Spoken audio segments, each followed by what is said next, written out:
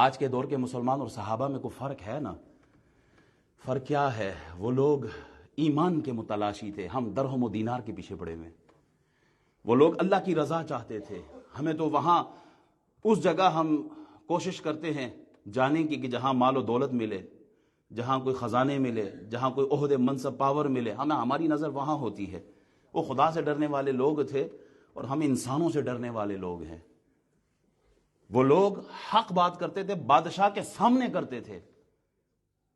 ہم تو حق بھی وہاں بولتے ہیں جہاں دیکھتے ہیں کہ ذرا ماڑا سا بندہ ہے، یہاں میرا حق چل سکتا ہے، ہم اس کے سامنے بولتے ہیں۔ ذرا بولو نا اپنے حق کے لیے اس کے سامنے، کہ جس کے سامنے کوئی بولتا نہیں ہے، تب ایمان کی قوت کا پتہ چلتا ہے۔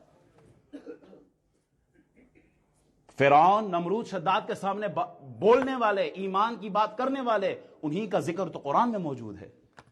حق کا ساتھ دینے والوں کا قرآن میں موجود ہے۔ تو صحابہ کرام نے اتحاد اور اتفاق کے ساتھ دنیا کو اپنا میسج دیا ہے۔ قرآن خود کہتا ہے، قرآن کہتا ہے وَلَا تَنَازَعُوا فَتَفْشَلُوا وَتَذْهَبَ رِيحُكُمْ، آپس میں مت جھگڑا کرو۔ یہ جو روب ہے نا، روب، یہ ختم ہو جاتا ہے جب دشمن دیکھتا ہے نا کہ یہ تو آپس میں الجھے ہوئے ہیں، ان کی ہوا اکھڑ جاتی ہے، ان کا روب، وہ دبدبہ، وہ پاور، وہ ختم ہو جاتی ہے۔ اسی لیے آج 57 اسلامی ممالک ایک طرف ہے اور ایک اسرائیل، چھوٹا سا ملک، سب کو آنکھیں دکھاتا ہے۔ کیوں؟ اسے پتا کہ یہ سارے آپس میں الجھے ہوئے ہیں، اسے بودر ہی نہیں ہے۔ وہ روز بم مارتا ہے ہمارے سامنے، ہماری آنکھوں کے سامنے چھوٹے چھوٹے بچوں کو شہید کیا جا رہا ہے۔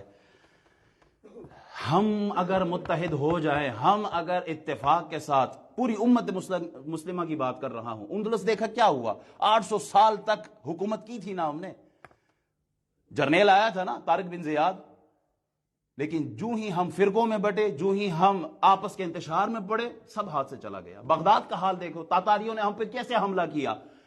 جب ہم متفق تھے تو ہمارا سکہ چلتا تھا، لیکن جو ہی ہم آپس میں ٹوٹ پڑے تو پھر ہم پہ عذاب ہی مسلط ہوا ہے۔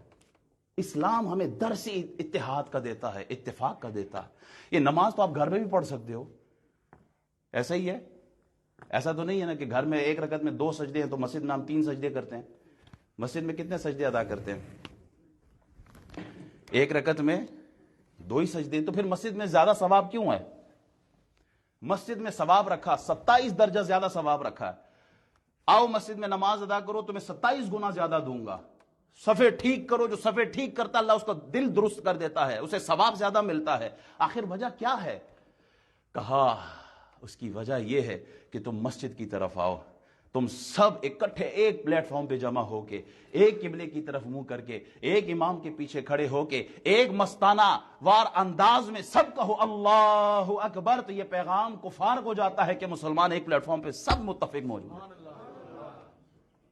یہ آواز پوری دنیا کو جاتی ہے کہ مسلمان، وہاں تو چرچوں میں ایک دن بلایا جاتا ہے ہفتے میں، اللہ تمہیں دن میں 5 مرتبہ اکٹھا کرتا ہے، 5 نمازوں میں، اور کیا آواز دیتا ہے، کس طرح بلاتا ہے؟